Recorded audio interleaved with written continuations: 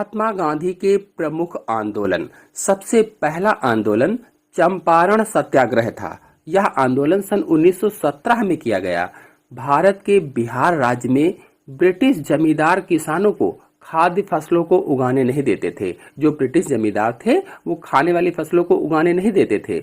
जमींदार किसानों को नील की खेती के लिए मजबूर करते थे और उनकी खरीद बहुत ही सस्ते दामों पर करते थे, जिससे किसानों की जो आर्थिक स्थिति थी वो बहुत ही कमजोर होती जा रही थी। गांधी जी ने जमींदारों के खिलाफ विरोध प्रदर्शन के लिए बिहार के चंपारण जिले में सन 1917 को चंपारण सत्याग्रह शुरू किया, जिसके बाद गरीब किसानों की मांगों को माना गया। फिर दूसरा आंदोलन था खेड़ा सत्याग्रह। वर्ष 1918 में गुजरात के खेड़ा में बाढ़ और सूखे के कारण किसानों की आर्थिक स्थिति बहुत ही खराब हो गई, जिस कारण वह कर माफी की मांग कर रहे थे। परंतु अंग्रेजों के द्वारा कर के लिए किसानों का उत्पीड़न किया जाता था और उन्हें बंदी बना लिया जाता था। तब महात्मा गांधी ने खेड़ा सत्याग्रह किया और महात्मा गांधी के मार्गदर्शन में सरदार पटेल ने अंग्रेजों के साथ इस समस्या पर विचार विमर्श के लिए किसानों का नेतृत्व किया, जिसके बाद अंग्रेजों ने कर माफ करके सभी बंदियों को रिहा कर दिया था। फिर तीसरा आंदोलन था खिलाफत आंदोलन। यह आंदोलन 1920 में छेड़ा गया। खिलाफत आंदोलन एक विश्वव्यापी आंदोलन था। इसका मुख्य कारण तुर्की के खलीफा का प्रभुत्व अंग्रेजों के द्वारा कम करना था। इससे सारे विश्व के मुसलमानों में अंग्रेजों के प्रति रोष था।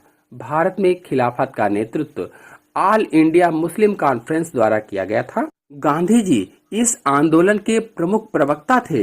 इन्होंने अंग्रेजों द्वारा दिए सम्मान और मेडल को वापस कर दिया, जिससे गांधी जी भारत के सभी समुदायों के लोगों के प्रमुख नेता बन गए। फिर चौथा आंदोलन था असहयोग आंदोलन। सन 1920 में गांधी जी मानते थे कि अंग्रेज भारतीयों के सहयोग से ही अपनी सत्ता भारत में स्थापित कर पाए हैं। यदि हर भारतीय के द्वारा अंग्रेजों का असहयोग किया जाए तो वह देश छोड़कर चले जाएंगे। महात्मा गांधी तथा भारतीय राष्ट्रीय कांग्रेस के नेतृत्व में 1920 में असहयोग आंदोलन चलाया गया। इस आंदोलन ने भारतीय स्वतंत्रता आंदोलन को एक नई दिशा प्रदान की। गांधी जी का मानना था कि ब्रिटिश हाथों से एक उचित न्याय मिलना असंभव है, इसीलिए उन्होंने ब्रिटिश सरकार से राष्ट्र के सहयोग को वापस लेने की योजना बनाई और इस प्रकार असहयोग आंदोलन की शुरुआत की गई। फिर अगला आंदोलन था सविनय अवज्ञा आंदोलन। यह आंदोलन सन 1930 में शुरू किया गया। 1930 में गांधी जी ने सविनय अवज्ञा आंदोलन की शुरुआत की थी। इसका अर्थ था कि बगैर हिंसा किए सरकारी कानूनों को तोड़ना, जिसकी शुरुआत गांधी जी ने नमक कानून का उल्लंघन करके किया। इसीलिए इसे नमक सत्याग्रह भी कहा जाता है। इस आंदोलन के द्वारा भारतीय जनता का ध्यान देश की आजादी को प्राप्त करने के लिए गांधी जी द्वारा मोड़ा गया। बता दें कि महात्मा गांधी ने 12 मार्च 1930 में अहमदाबाद स्थित साबरमती आश्रम से दांडी यात्रा शुरू की और यह दांडी यात्रा कहां से? साबरमती आश्रम से दांडी गांव तक 24 दिनों तक पैदल मार्च यात्रा निकाली गई थी। फिर नेक्स्ट आंदोलन था दलित आंदोलन। तो देश में फैले छुआछूत के विरोध में महात्मा गांधी ने 8 मई 1933 से छुआछूत विरोधी आंदोलन की शुरुआत की।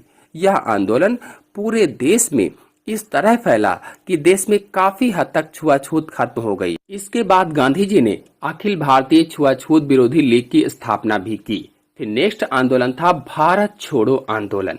भारत को आजादी दिलाने में गांधी जी का भारत छोड़ो आंदोलन बहुत ही महत्वपूर्ण था, यानी इसने बहुत ही महत्वपूर्ण भूमिका निभाई।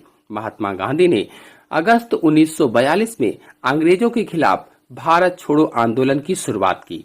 इस आंदोलन के कारण भारत छोड़कर जाने के लिए अंग्रेज को मजबूर किया। इस आंदोलन में गांधी जी ने करो या मरो का नारा दिया, करो या मरो का नारा दिया, जिससे भारत की जनता अंग्रेजों के प्रति बहुत ही आक्रोशित हो गई। इस आंदोलन के कारण ही देश में आजादी की नींव पड़ी और ब्रिटिश गवर्नमेंट ने भारत को आजाद करने का फैसला किया। इस तरह से अंग्रेजों की दास्ता से हमारा देश आजाद हो गया।